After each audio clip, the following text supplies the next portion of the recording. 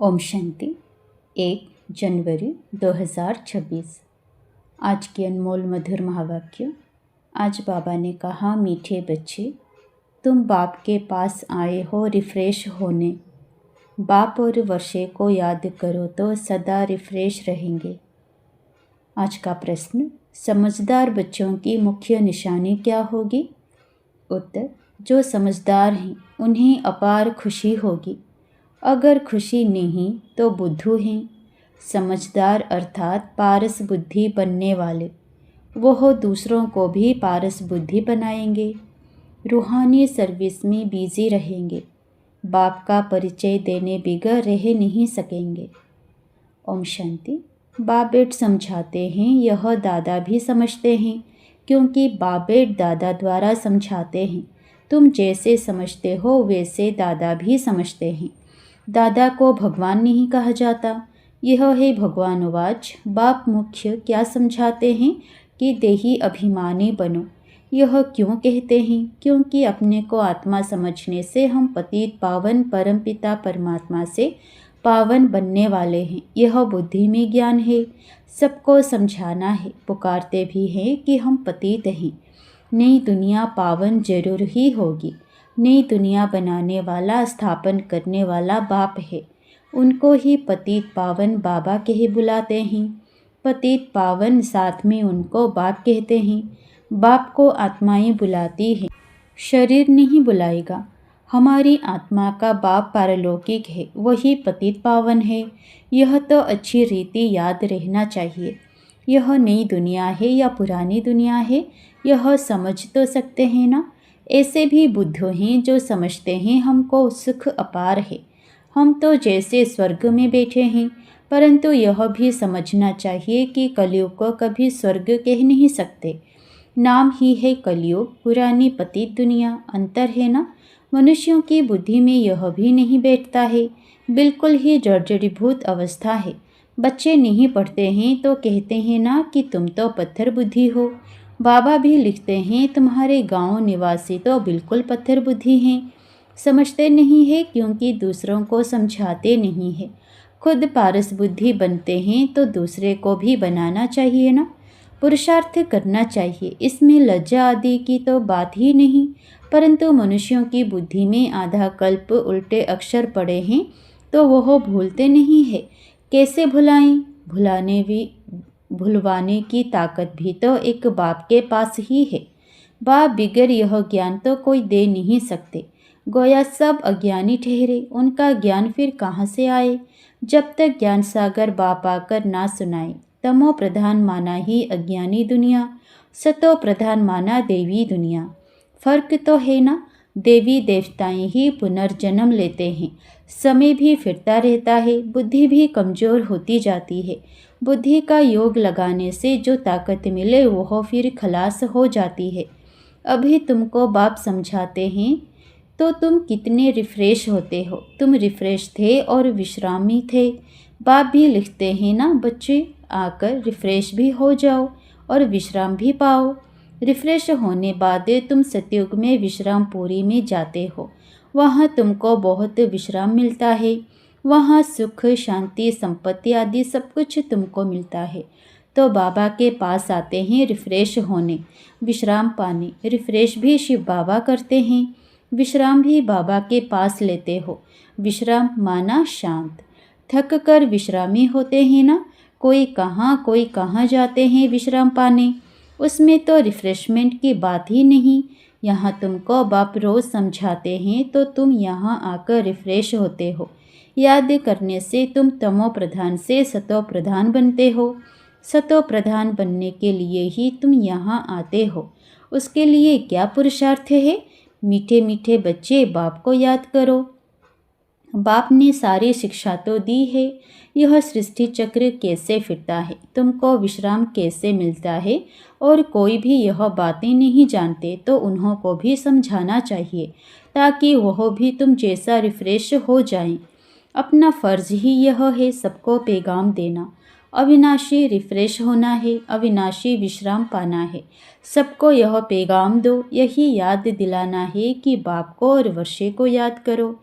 है तो बहुत सहज बात, बेहद का बाप स्वर्ग रचते हैं, स्वर्ग का ही वर्षा देते हैं। अभी तुम हो संगम युग पर, माया के श्राप और बाप के वर्षे को तुम जानते हो। जब माया रावण का श्राप मिलता है तो पवित्रता भी खत्म, सुख शांति भी खत्म, तो धन भी खत्म हो जाता है। कैसे धीरे धीरे खत्म होता है वह भी बाप ने समझाया है। कितने जन्म लगते हैं, दुख धाम में कोई विश्राम थोड़े ही होता है, सुख धाम में विश्राम ही विश्राम है। मनुष्यों को भक्ति कितना थकाती है, जन्म जन्मांतर भक्ति थका देती है, कंगाल कर देती है। यह भी अब तुमको बाप समझाते हैं। नए नए आते हैं तो कितना समझाया जाता है। हर एक बात पर मनुष्य बहुत सोच करते हैं, समझते हैं कहाँ जादू ना हो।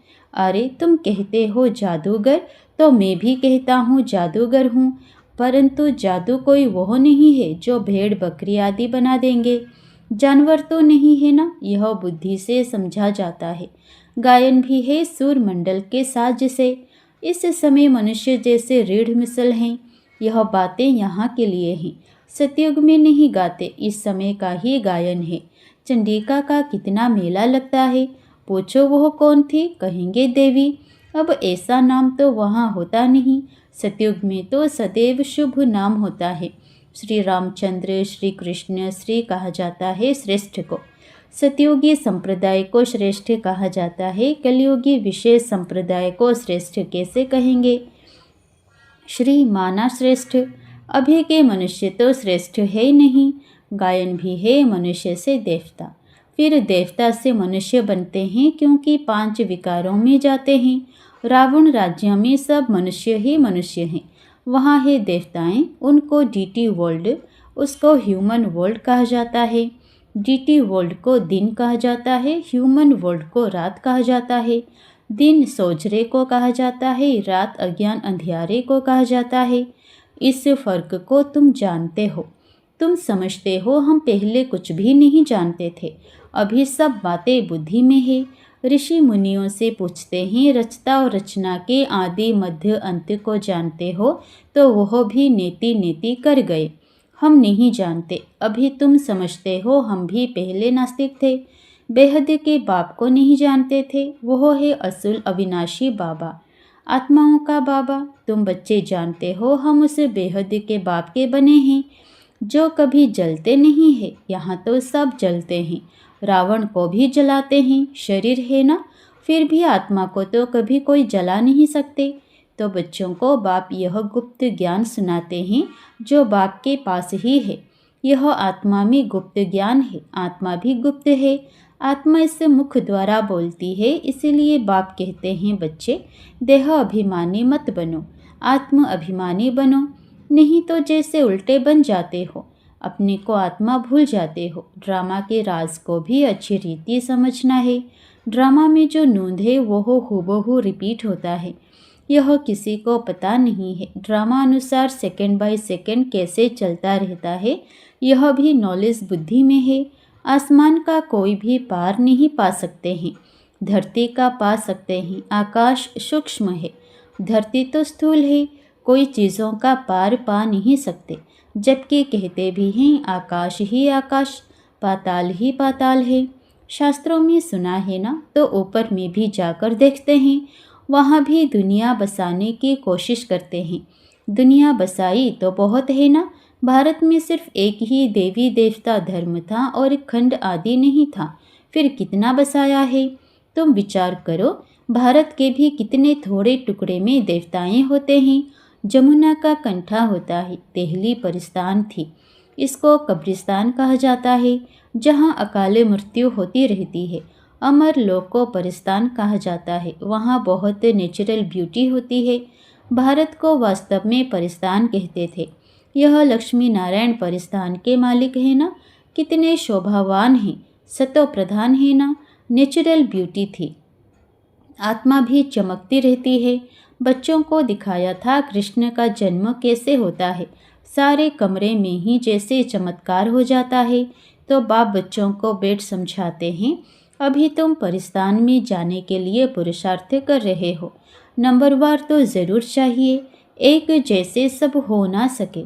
विचार किया जाता है, इतनी छोटी आत्मा कितना बड़ा पार्ट बजाती है। शरीर से आत्मा निकल जाती है तो शरीर का क्या हाल हो जाता है। सारी दुनिया के एक्टर्स वही पार्ट बजाते हैं जो अनादि बना हुआ है। यह सृष्टि भी अनादि है, उसमें हर एक का पार्ट भी अनादि है। उनको तुम वंडरफुल तब कहते हो जबकि जानते हो यह सृष्टि रूपी झाड़ है। बाप कितना अच्छी रीति समझाते हैं ड्रामा में, फिर भी जिसके लिए जितना समय है उतना समझने में समय लेते हैं। बुद्धि में फ़र्क है ना, आत्मा मन बुद्धि सहित है ना, तो कितना फ़र्क रहता है। बच्चों को मालूम पड़ता है हमको स्कॉलरशिप लेने की है तो दिल अंदर खुशी होती है ना। यहाँ भी अंदर आने से ही एम ऑब्जेक्टिव सामने देखने में आती है तो ज़रूर खुशी होगी ना। अभी तुम जानते हो यह बनने के लिए यहाँ पढ़ने आए हैं, नहीं तो कभी कोई आ ना सके। यह है एम ऑब्जेक्ट। ऐसा कोई स्कूल कहाँ भी नहीं होगा जहाँ दूसरे जन्म के एम ऑब्जेक्ट को देख सके। तुम देख रहे हो यह स्वर्ग के मालिक हैं, हम ही यह बनने वाले हैं। हम अभी संगम युग पर हैं, ना उस राजाई के हैं ना इस राजाई के हैं, हम बीच में हैं, जा रहे हैं। किवेया बाप भी है निराकार, बोट माना आत्मा भी है निराकार। बोट को खींचकर परमधाम में ले जाते हैं। इनकॉर्पोरियल बाप इनकॉर्पोरियल बच्चों को ले जाते हैं, बाप ही बच्चों को साथ में ले जाएंगे। यह चक्र पूरा होता है, फिर हूबहू रिपीट करना है। एक शरीर छोड़ दूसरा लेंगे, छोटा बनकर फिर बड़ा बनेंगे। जैसे आम की गुठली को जमीन में डाल देते हैं तो उनसे फिर आम निकल आएंगे। वह है हद का झाड़, यह मनुष्य सृष्टि रूपी झाड़ है। इनको वैरायटी झाड़ कहा जाता है। सतयुग से लेकर कलयुग तक सब पार्ट बजाते रहते हैं। अविनाशी आत्मा 84 के चक्र का पार्ट बजाती है। लक्ष्मी नारायण थे जो अब नहीं है, चक्र लगाए अब फिर यह बनते हैं। कहेंगे पहले यह लक्ष्मी नारायण थे, फिर उन्हों का यह है लास्ट जन्म ब्रह्मा सरस्वती। अभी सबको वापस जरूर जाना है। स्वर्ग में तो इतने आदमी थे नहीं, ना इस्लामी ना बौद्धि, कोई भी धर्म वाले एक्टर्स नहीं थे सिवाय देवी देवताओं के। यह समझ भी कोई में नहीं है। समझदार को टाइटल मिलना चाहिए ना। जितना जो पढ़ता है नंबरवार पुरुषार्थ से पद पाता है। तो तुम बच्चों को यहाँ आने से ही यह एम ऑब्जेक्ट देख खुशी होनी चाहिए। खुशी का तो पारावार नहीं। पाठशाला व स्कूल हो तो ऐसा है कितनी गुप्त परंतु ज़बरदस्त पाठशाला है। जितनी बड़ी पढ़ाई उतना बड़ा कॉलेज, वहाँ सब फैसिलिटीज़ मिलती है। आत्मा को पढ़ना है, फिर चाहे सोने के तख्त पर चाहे लकड़ी के तख्त पर चढ़े। बच्चों को कितनी खुशी होनी चाहिए, क्योंकि शिव भगवान वाच है ना, पहले नंबर में है यह विश्व का प्रिंस। बच्चों को अब पता पड़ा है, कल्प कल्प बाप ही आकर अपना परिचय देते हैं। मैं इनमें प्रवेश कर तुम बच्चों को पढ़ा रहा हूँ। देवताओं में यह ज्ञान थोड़े ही होगा। ज्ञान से देवता बन गए, फिर पढ़ाई की दरकार नहीं। इसमें बड़ी विशाल बुद्धि चाहिए समझने की।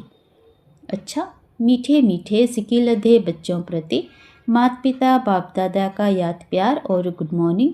रूहानी बाप की रूहानी बच्चों को नमस्ते। धारणा के लिए मुख्य सार। पहला, इस पति दुनिया का बुद्धि से संन्यास कर पुरानी देह और देह के संबंधियों को भूल अपनी बुद्धि बाप और स्वर्ग तरफ लगानी है। दूसरा, अविनाशी विश्राम का अनुभव करने के लिए बाप और वर्षे की स्मृति में रहना है। सबको बाप का पैगाम दे रिफ्रेश करना है। रूहानी सर्विस में लज्जा नहीं करनी है। वरदान, संगठन में एक मत और एक रस स्थिति द्वारा सफलता प्राप्त करने वाले सच्चे स्नेही भव। संगठन में एक ने कहा दूसरे ने माना, यह है सच्चे स्नेह का रिस्पॉन्ड। ऐसे स्नेही बच्चों का एग्जाम्पल देख और भी संपर्क में आने के लिए हिम्मत रखते हैं। संगठन भी सेवा का साधन बन जाता है। जहाँ माया देखती है कि इनकी यूनिटी अच्छी है, घेराव है, तो वहाँ आने की हिम्मत नहीं रखती।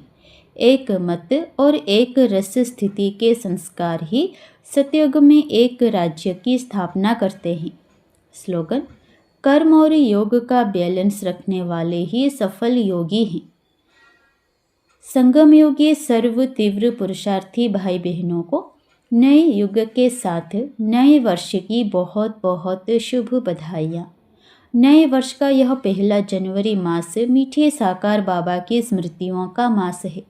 हम सभी बाबा के बच्चे अव्यक्त वतन की सूक्ष्म लीलाओं का अनुभव करने तथा स्वयं को ब्रह्मा बाप समान संपन्न व संपूर्ण बनाने के लिए पूरा ही मास अपनी बंधन मुक्त जीवन मुक्त स्थिति बनाने के लिए मन और मुख का मौन रखें, बुद्धि बल से अव्यक्त वतन की सैर करें।